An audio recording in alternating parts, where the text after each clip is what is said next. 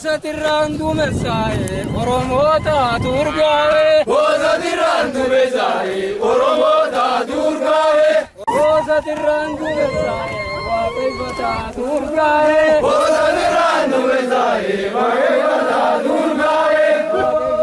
Durgae, Wakevata Durgae, Wakevata Durgae.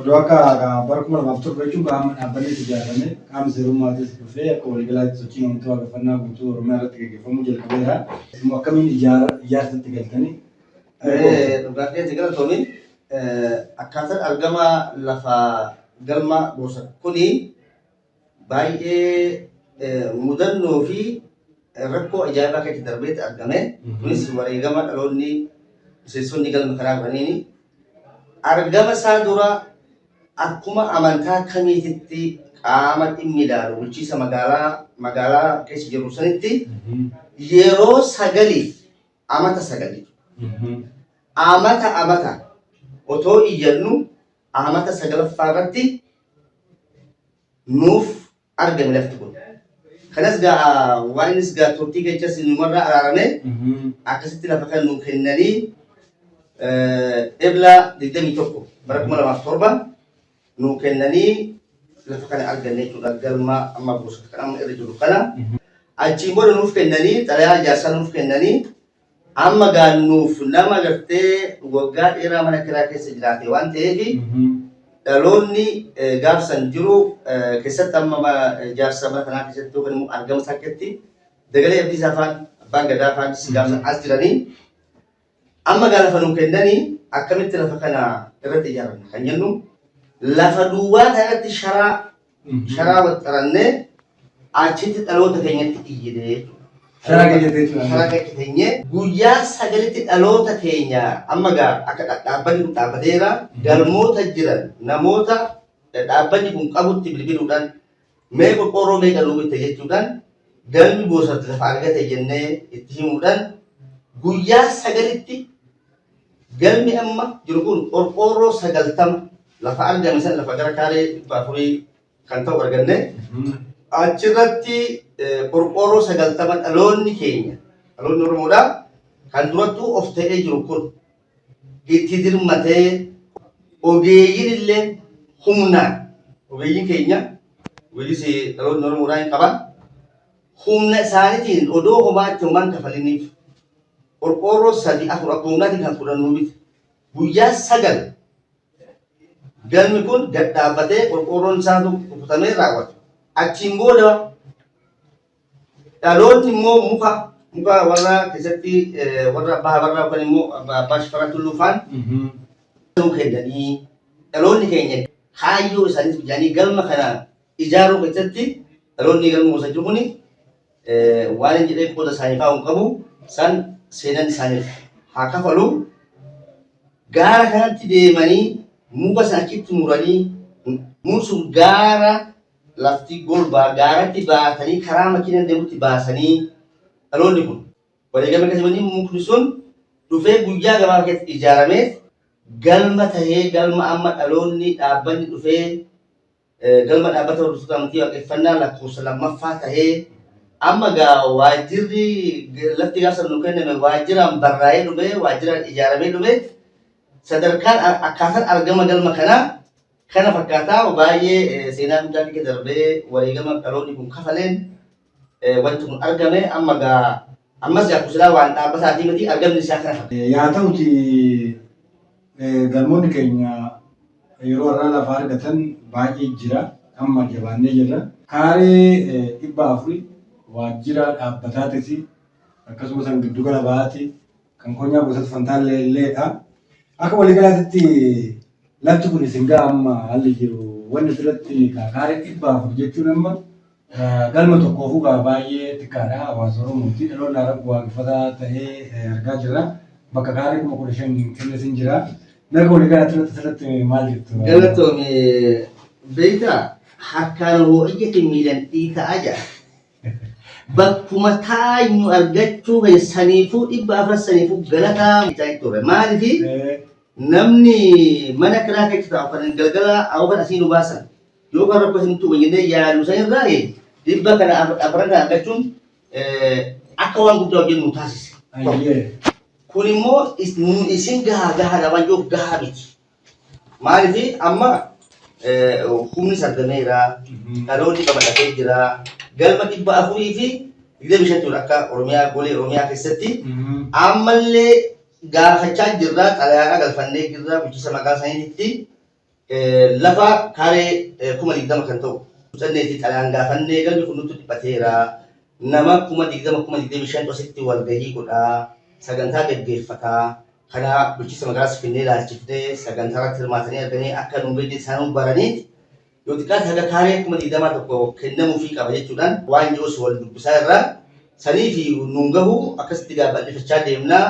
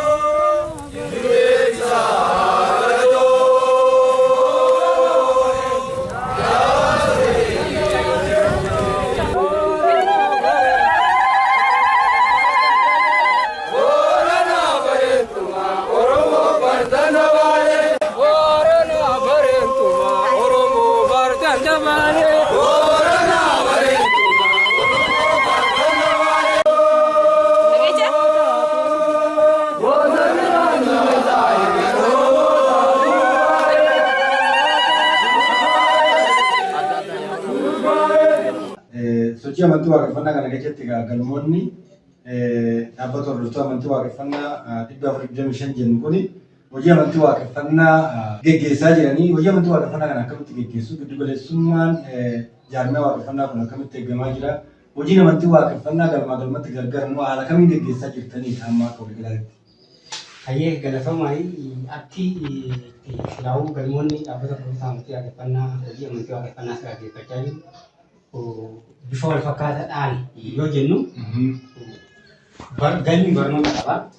Barnoonni galmi qabu kun lafa galmi jirutti barnoonni silaa baratamu waan silaa dhaabbanni lafa kaayee dhaloota ittiin ijaaruudhaaf yaadaan murteessee qabu santu galmoota hundattuu barsiifama jechuudha. Kana yoo jennu yoo asitti galma jennee bakka biraatillee galmuma. Galma ta'ee immoo galma keessatti wanni silaa baratamu of ta'u jennaan asii boosatti yoo of ta'u jee galmi biraa kan Wallagga jirullee galmi Naqamte of ta'uudha. Kanaaf giddugaleessummaan amantii waaqeffannaa dhaabbanni barsiisota qabaa jechuudha.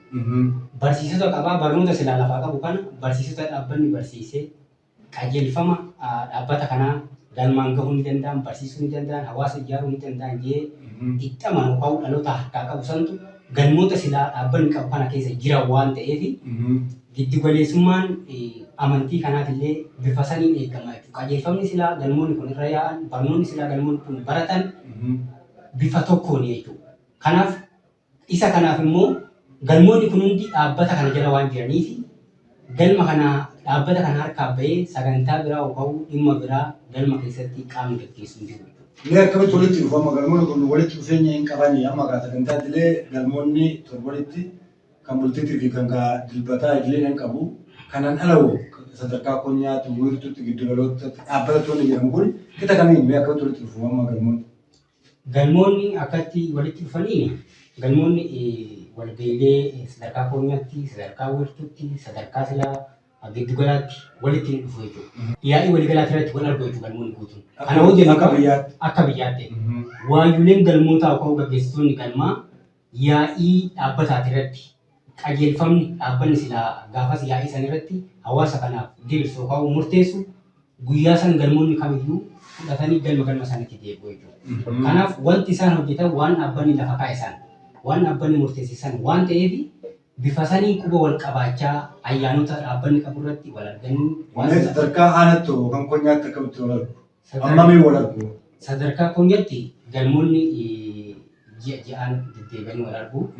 Karaa biraatiinis karaa barattoota wiirtuutiin galmoonni wal dhufanii jechuudha. Maaliif galmoonni barattoota wiirtuu irratti baratan yookaan barnoota silaa dhaabbataa baratanii dhaabbanni boru dhaloota hawaasa kana barsiisuu ni danda'an jee dhaloota oomishuu qaba waan ta'eef gaafa san galmoonni walitti dhufanii wiirtuu barnoota san irratti qajeelfama silaa dhaabbanni qabu kana yookaan barnoota silaa galma keessatti baratamu kana waliin waan barataniif bifa saniin qajeelfama wal fakkaataa yookaan barnoota wal fakkaataa kallattii tokkoon kennamu san fudhatanii karaa galma isaaniitti deddeebi'anii galma silaa dhaqan sanitti waan asii bakka tokkotti baratan san waan bakka tokko fudhatan sanii waan qajeelchaniif yookaan waan galma sanillee dhaabaniif akka saniin walitti dhufeenyi galmoota jiraata jechuudha turelleedha jechuudha.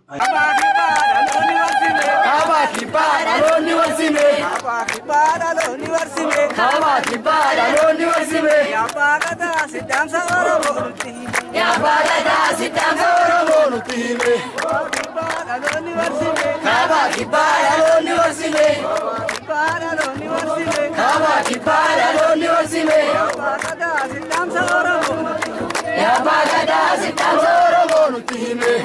Abboota jagnaa mustaa'uu qabna saltaa'uu qabna.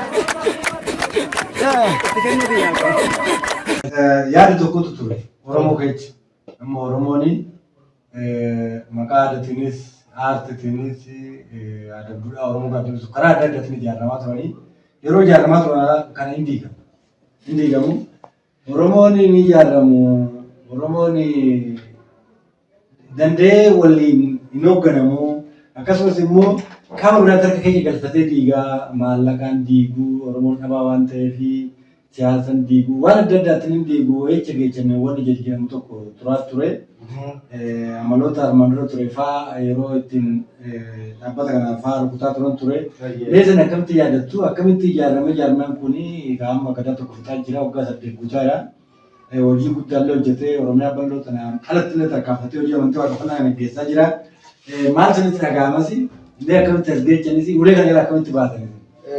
Dhugaakeetti amma akkamitti ijaaramee Oromoo kun hin diigama waliifis galuu hin danda'anii wanni jiru kun ja'amaa turis ammas diigmu jira. Uummanni Oromoodhaa wanni uummata Oromoodhaa waliin galchine wanni uummanni Oromoo walii galuu dhabeefi dhugaadha. dhugaa isaa san dhabuudhaan akka isaa san dhabuudhaan waliif galuu dadhabe. Wanni walii nama galchu sagantaa isaa san dhabuun dhugaa dhabuudha. Aadaa isaa dhabuun dhugaa isaa dhabuudha. Waan silaa jiruu fi jireenya isaa akka isaatitti akka Oromootitti ofii isaatiif yaadee sagantaa ofiitiin of jiraachisaa ture biyya Oromiyaa jedhan tana keessatti saba Oromoo jedhamee jiraachaa ture keessa erga cabee heerri isaa hin badee, aadaan isaa hin badee, duudhaan isaa hin badee, wanni inni fedhuutti dhabeet dhugaan isaa badee dhala abaarsaa ta'eet sagantaa namaatiin hoogganameeti. Namni sagantaa namaa jala seene deebi'ee of arguu waan hin dandeenyeef, dhugaas waan hin qabneef, karaa isaatti deemuu waan hin dandeenyeef akkasitti nu laala. Nuti immoo amma akkamitti as geenye waan jiruufi sagantaa uummanni Oromoo jalaa barisan argina. Akaakota keenyarraa warra barate, warra gartee duudhaa uummata Oromoodhaa, heera uummata Oromoodhaa bare. Sagalee Abdiisaa Faantuu akaakoo isaaniitirraa baranii heera gadaa Oromoo kan tursan sagantaa uummata Oromoodhaa cufa kan of keessaa qabu san argachuu keenyan of tahuu jennee sagantaa uummata kanaa kan wal si jaalachiisu, kan wal si amansiisu, kan wal si jibbisiisu argachuu keenyani dhugaa sanitti deebinee karaa sanitti deebineeti amma akka Oromiyaatitti galmoonni sadarkaa amma galma 425 gandu kunii fi dhaloonni as jala jiran kun dhugaa sanitti amaneet galmi ijaaramuudhaan gaafsan galmatti hin jirre. Galma warra abbaa Oromoo kan cimatti galuudhaan sagantaa san galmatti wal barsiisuudhaan dhugaa san argachuudhaan wal amannee wal jaalannee duudhaa kan keenyatti deebuudhaan milkoofnee dhaloonni kun sadarkaa kanaan karaa isaatti deebinaanuma wanni fedhe isa diiguu dadhabee wanni fedhe isa dadhabee dhugaa namni dhugaa qabu wanni fedhe hin diigu namuu dhugaa qabne wanni fedhe diiga waan ta'eef kanaaf sagantaa dhabuudhaan manni kun jeeqamaa ture. Sagantaa argannaan dhugaa isaa argamteetti galma isaatitti gara abbaa isaatitti fuula deebi'uudhaan sagantaa isaa baruudhaan dhugaa isaa argachuudhaan wanni hundi balaan isa dadhabdeet kanaan wanni diigamuu dadhabeef dhugaa isaatitti deebi'e. Galmi goosati akkuma galma tokkotti erga hundeeffamee bubbulee rakkoo nama reefaa sa'aatii turre kun waan jiruufi qaama mootummaadhaa naannoo kana magaalaa keenya magaalaa hojjetii kana gochuu gaafatamaa ture jechuudha. Akka galmoota keenyattis galma jalqaba iddoo galma argateedha. Galmis ijaarameetiin beeku san dura jechuudha. Gabaabumatti asii asirraa hookaane agamtiidha. Agamtiirraa hookaane buraayyuudha jechuudha. Iddoo kana sadeen iddoon kiraas haa ta'u namoonnis arjoominaan haa kennu iddoo silaa galma fi dhaabbiidhaan waa itti dalagachaa ture. Naannoo kana argate sanii fi argannaa kana keessatti chaalenjii ture jechuudha barbaada. Dargaggeeyyiin akkuma reefu siin jedhe naannoo kanatti fudhatama qaban dargaggeeyyiin. Waan Oromoo hoggaa ijaarame biyya kana keessatti hin jaalatamu ture miti dhugaa dubbanna. Wanni Oromoodhaa hoggaa hundaa'e akka waan nama biraa balleessu itti ilaalamaa ture jechuudha. Garuu adeemsa keessa hojii nuti hojjennuun dhala namaa waan jiru barnoota yeroo kenninu ilaalchi nuti ollaa keenya wajjin hin qabnu jaalalli hawaasni nu qabu fi fedhiin hawaasaa gara amantii kanaa itti hoggaa dhufu hubatamuu dhufee jechuudha. Galma kana hubatutu dhufe hawaasni hubatutu dhufe qaamni silaa mootummaatis hubatutu dhufe warri kun warra nagaa fi dhimma nagaati irratti hojjetanii wal hubannaan uumamuu irraa iddoon galma kanaa bara 2007 Addis Ababa keessatti nuu kenname. Nuu kennamuu boodas namootatti iyyachuudhaan waaqeffattoonni akka biyyaatti waan bal'atanii jiranii hawaasni gammaquudhaan galma kana hordoftoota amantii waaqeffannaa galma kanaa wajjin ta'uudhaan galmi kun ijaaramee jedhama. Suni sirriidha. Galmi goosatti akkaataa saniin argamee jira. Galmi kun bal'inni lafa kaaree 400 hin jaalledha. Xiqqaadha jechuudha. Akka nama reefu siin jessa tajaajiloota baay'eetu jira. Waajjirootatu jira jechuudha. Akka waajjiraattis waajjira garaagaraa qabna. Kutaaleen dhaabbataa hin jiru. Fakkeeffama waajjira hin goonaa jenne kutaalee dhaabbata amma qabusan caasaa dhaabbata qabusan hundaafuu qabaachuu qabna miti. Isa sanii wal qabatee dhiphinni lafaa ni jira jechuudha. Rakkina jechuudha. Amma dhiphina lafaatirraa kan ka'e gara fuulduraatti oolatti kun kanarra hin bal'anne ta'e guddinni wanni kanaa guddinni amantii kanaatiif illee miidhaa qaba jechuudha. Lafti dhiphinni lafa kanaa. Maaliif hordoftoota amantii baay'eetu jira. Galmi amma jirullee nama gahaa jiru jechuudha. Akkuma miseensatittuu miseensuma galma kanaatu gahaa jiru galmi jiru. Irratti dabalatee immoo teessoo dhaabbataati. Ammas dabalatee teessoo giddu galaati. Teessoo konyaati. Teessoo kutaa barnootaatu as keessa jira. Kutaa of danda'utu as keessa jira. Kutaa maallaqaa fi wanti diinagdeetu as keessa jira. Kutaalee waan dhaabbatni kun qabu kanatu as keessa jira. Kutaalee kanaaf waajjira nu barbaachisa nu barbaachisu ture dokumentii kaawwachuu wantoonni garaagaraa akkaataa dhaabbata tokkotti nu barbaachisa waan ta'eef gahaa miti jechuudha lafti kun. Yeroo sanitti rakkina yeroo sanii nu hiikee jira. Amma sadarkaa guddina dhaabbata keenyatii fi sadarkaa guddina galma gosa keenya hin deemu jechuudha. Yookaan biraa malli biraa dhahamee yookaan immoo qaamolee miidhaguu tokko tokkottis iyyachaas jira wantoota tokko gochaa jirra. Inni kun furmaata argachuu qaba. Fakkeenyaaf amma galmoota akka dhaabbata keenyatti galma 425 qabna. Irra jireessa galmoota keenya kiraadhaan akka galmaatti immoo galma kan argatee lafa argatee iddoo galma argatee galma irratti ijaarratee jiru galma 128 jira jechuudha. Baay'ee lafa guddaa kenna bakka biraatitti lafti jiru guddaadha. Galmi burraayyuu iddoon burraayyuu amma galma kaaree 5,000 guddaadha jechuudha. Inni amma gahaadha jechuu kiyya hin taane akka waan amantiitii fi karoora dhaabbanni qabu wajji bira qabde inni xiqqaadha. Haa ta'u malee ammatti gahaadha jechuudha. Sadii oli wanni biraa olii biratti falmuusina amma irratti buufannee galchina waan ta'eef. Yookaan immoo lafa karaa amantiitii lafa saamicha waan ijaaru tokko illee ni jira. Amantii bakka iccitii jaballee uummata jira akka malli qabullee akka dhaabbata keenyatti itti namanu. Lafa guddaa amantii bakka ijjitee isaan jettee lafa guddaa uummata jira qabdee lafa misooma ta'uu lafa waan adda addaati ta'u akkasitti uummatatti dhiphisuun amantiin kiyya bal'aa qabaachuu qaba jettee gaara hunda naannottee waan akkasii gochuun illee barbaachisaa natti fakkaatu akka dhaabbata keenyatti illee barbaachisaa jennee fudhannu jechuudha. Garuu immoo gahaa ta'uu qaba idduma kamittuu. Iddoon itti amma lafa guddaa nu kennanii jira akka kaaree 10,000 nu kennanii jira. Isa san iddoo galmaa qofaan immoo tajaajila. Nuti amma misooma waan tokko tokko waan galma fayyadu yookaan diinagdees haa ta'u waan tokko tokko irratti hojjenna malee yookaan hawaasuma naannoo sadii hojii waltaanee waan tokko tokko waan gaggaarii irratti hojjennu. Hoon jedhu waan galma keenya fayyadu waan dhaabbata keenya fayyadu. Waan immoo agartee yoo gadi baay'ee hawaasaaf tolu. Egaa waan baay'eetu jira miti adeemsa saniin irratti hojjenna malee wanni himite jechuudha. Kaayyoo lafa bal'aa qabachuutti himite jechuudha kaayyoo keenya. Garuu nu gahuu qabaadha. Bakki lafti nu qabannu sun amantiidhaaf gahaa ta'uu qabaadha. Kanaan achi nus itti deemna.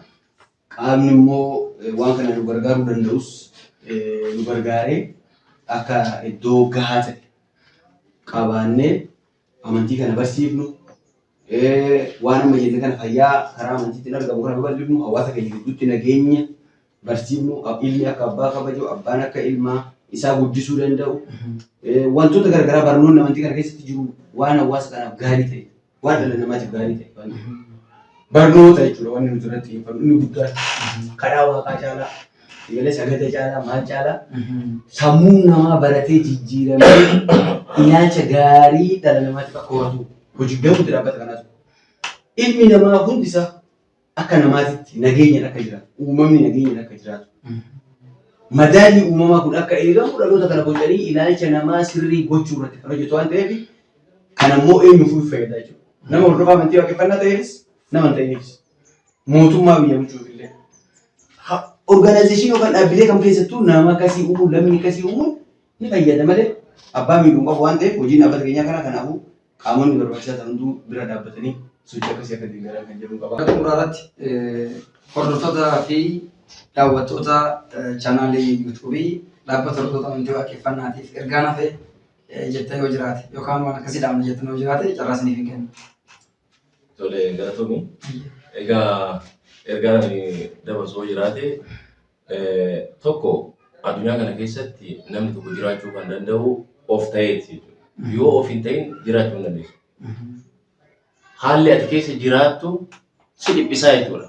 Sani akka waan hin uumetti namni dhalli namaa akka waan isa uumetti afaan uumarraa argateen aadaa dhaloota isaa irraa fudhateen eenyummaa isaa osoo hin ganne heera uumaa osoo hin dabsine akka namaatitti nama ta'ee too lafa kanarratti qooda waaqarraayis namarraayis qabu argatee jiraachuu akka qabuu fi of ta'uu qabdanii chaayinaalii dhaabbata hordoftoota amantii waaqeffannaadhaa hordofuu qabdanii hordoftoonni kan keenya sirriitti duuba buutanii too karaa nama dhuunfaatiin osoo hin taane karaa dhaabbata hordoftoota amantii waaqeffannaatiin odeeffannoo sochii galmoota banuu haa ta'u dhimma barnoota amantii waaqeffannaadhaa haa ta'u karaa kutaa odeeffannootiin chaanaalii kanarratti ni darba waan ta'eef hordoftoonni amantii waaqeffannaa fi deeggartoonni amantii waaqeffannaadhaa dhaloonni kan keenya warri Oromoo taatanii fi hidda tokko waliin qabu warri kuushii fi dhalli namaa martuuyyuu akka hordofan jechaati.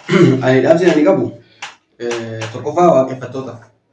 Waaqeffattoonni barnoota amantii isaanii barachuu qabu. Namni tokko ani waaqeffataadha jedhee akkanumatti deemuun sirrii miti. Yoo barate malee hin ta'u barachuu qaba namni galma galee ani waaqeffataadha jedhee karaa gubbaarra jedhee kan dubbatu ta'e naamusa amantii kanaa hin qabu. Maqaa amantii waaqeffannaa balleessaa jechuudha. Maqaa uummata Oromootii illee balleessaa jechuudha. Namichi sun nama badii ta'ee hin ta'in waan hin barataniif. Uumamaan badiin hin jiru. Barnoota irraa bada waan ta'eef malee. Namni yoo barnoonni jalaa bade yoo karri itti barsuun jalaa bade badaa ta'a. Yoo barnoota gaarii barate yoo guddisa gaariidhaan guddate namni karaa gaarii deema. Kanaaf karaa gubbaa dhaabbatanii ani waaqeffataadha jechuun faayidaa akka hin qabne tokko. Namni ani waaqeffataadha jedhu eenyumaa haa ta'u. Barnoota amantii waaqeffannaa kan itti barachuu qaban. Galmi hordoftoota amantii waaqeffannaa bakka hunda jira achi dhaqee barachuu qaba. Inni lammataa immoo warra waaqeffataa hin ta'iniif. Warri waaqeffataa hin ta'inii waaqeffataa jechuun amantuu. Inni yoo amantii biraa hordofellee yoo waan fedhellee hordofe waaqeffannaa jennaan amantiidha. Dhaabbata hordoftoota amantii waaqeffannaa jennaan dhaabbata amantiiti. Akkuma Ortodoksii Tawaahidooti. Akkuma Makkaana Yesuus, akkuma Masarata Kiristoos, akkuma majalisa biyya keenya kanaati. Homa tokko kana garaagarummaa qabu hojii isaattis kan garaagarante. Tariitii adeemsi baruu barsiisuu waan amantii keenyaa garaagarummaa qabaachuu danda'a. Shakkii biraa of keessatti nuyi naadha. Shakkii biraa akka argitee amantii waaqeffannaa godhu yookaan namni amantii waaqeffannaa hordofuu biyya balleessu yookaan siyaasa hojjetu yookaan waan adda addaa hojjetu akkasitti fakkaatu. Yoo agartee barnoota kanas barachuu barbaadan waaqeffattootatti dhiyaadhatii irraa baradhaa. Hawaasummaas waaqeffattoota wajjin hin godhadhaa. Waaqeffataan yoo wal gahee galmatti seentanii galma hin jeeqinaa. Galmi waaqeffannaatillee akkuma galma amantii kaanii kabajamaadha. Wanni nuti himnu wanti nuti goonu barnoota amantii waaqeffannaa duudhaa uummata Oromoo kan uummata Afrikaa akka waliigalaatti waan dhala namaatiif ta'udha. Amantiidhaan masa qabna jechuudha. Amantii qabnu waan itti amannu qabnu. Ayyaantummaa dhaloota keenyatti amanu. Ayyaantummaa dhaloota keenyatti amanu. Waaqan uumetti amanu. Warra amantii qabu warra akkanuma wal ga'u ta'e warra waan itti amanu qabudha waaqeffattoonni. Hawaasummaa waaqeffataa wajjin qabu, jeequu hin qabu, mootummaas haa ta'u, hariiroo dhaabbata hordoftoota amantii waaqeffannaa wajjin qabuu fi galmoota keenya wajjin qabu, hariiroo gaarii nu gidduu jiraachuu qaba. Dhaabbilee amantii biraattis hariiroo gaarii nu gidduu jiraachuu qaba. Hawaasa biyya kanaas waan ta'eef. Hariiroo gaarii kana balleessuu hin qabnu. Amantii kun badaadha kun akkana jennee amantii kana maqaa balleessuu hin qabnu. Waan rakkannee yoo jiraate gaafannee wal gorsuu fi wal barsiisuu ni danda'ama ergaan inni qabu tanaa.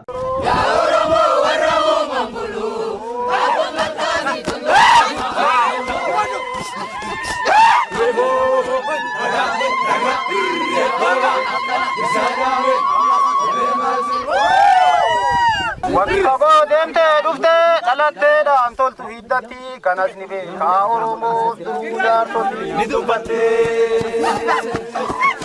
Haala isaa nyaatu horii kan tameen hin taane qoricha biyya balleessuu deemanii farramsiisan jarri qoricha.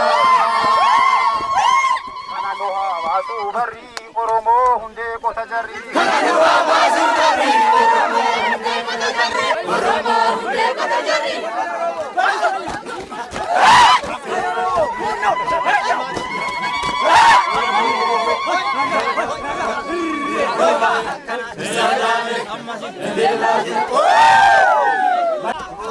Waan hin tolle dhiiga fi bunaan falatanii akka hamtuu irraa waan abbaa ofii kadhatanii. Wayayaa umaatiyaa durnagaa mulaasa mikiyaa. Wayayaa umaatiyaa durnagaa mulaasa mikiyaa. Wayayaa umaatiyaa durnagaa mulaasa mikiyaa. Wayayaa umaatiyaa durnagaa mulaasa mikiyaa. Umaatiyaa durnagaa mulaasa mikiyaa. Durnagaa mulaasa mikiyaa. Durnagaa mulaasa mikiyaa.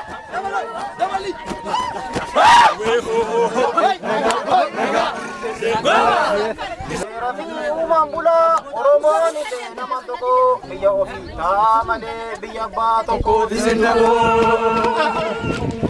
Seera fi uumaan bulaa Oromoon illee nama tokko biyya ofii ta'a malee biyya abbaa tokkootis hin ta'u. Keessumaalee hoodhaqee seera baasanii tittimaqoo. Keessumaalee hoodhaqee seera baasanii tittimaqoo. Yabbo fuuleen dhibbilee ulfaatee namaaliif guddanii saba kan koonaa latinaa kan balaa barbaadisanii. Foolletuu eegaa biyya wanni hin taane yoo itti dhufte sila dilboo bookaa akkamii ulfaatee gubuun itti buutee.